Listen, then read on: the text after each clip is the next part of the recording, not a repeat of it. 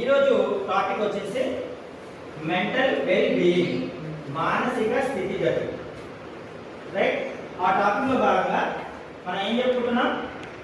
మానసికంగా మనం ఆరోగ్యవంతంగా ఉండడానికి మనిషికి కొన్ని లక్షణాలు ఉంటాయి. ఆ లక్షణాలు ఏవైతే ఉన్నాయో మనలో ఉన్నాయో మనం చెక్ చేసుకోవాలి. మనలో ఆ మానసిక స్థితిగతులు సరిగ్గా ఉండాలి అంటే ఎలాంటి లక్షణాలు మనలో ఉండాలి? ఫస్ట్ వన్ ఏంటి? మెడిటేషన్ ఉండాలి.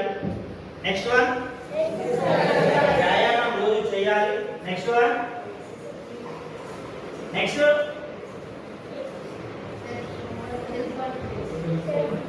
హాబీస్ మంచిగా ఉండాలి, మంచి నిద్ర ఉండాలి, మన పనులు మనము సక్రమంగా చేసుకోవాలి. ఈ లక్షణాలన్నీ ఉన్నవాడు మానసికంగా ఆరోగ్యంగా ఉంటాడు.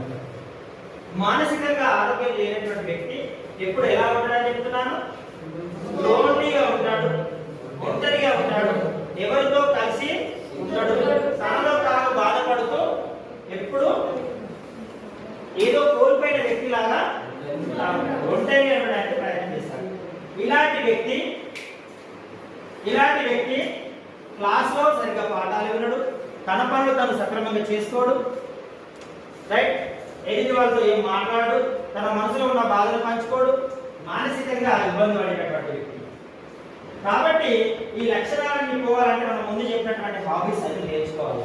వ్యాయామం చేయడం, మెడిటేషన్ చేయడం, మంచి హాబీస్ అంటే ఈ డ్రగ్స్ అడిక్టెడ్ కి మనం దూరంగా ఉండాలి, మొబైల్ ఫోన్స్ కి దూరంగా ఉండాలి.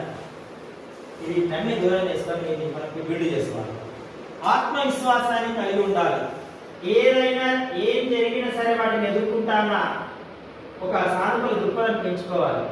ఇలాంటి వ్యక్తిత్వాలతో మీ జీవితంలో మీరు స్ట్రాంగ్ అవుతే మీ జీవితంలో మీరు సక్సెస్ అవుతారు.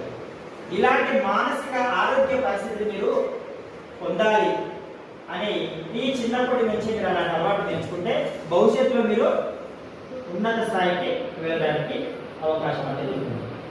Thank you.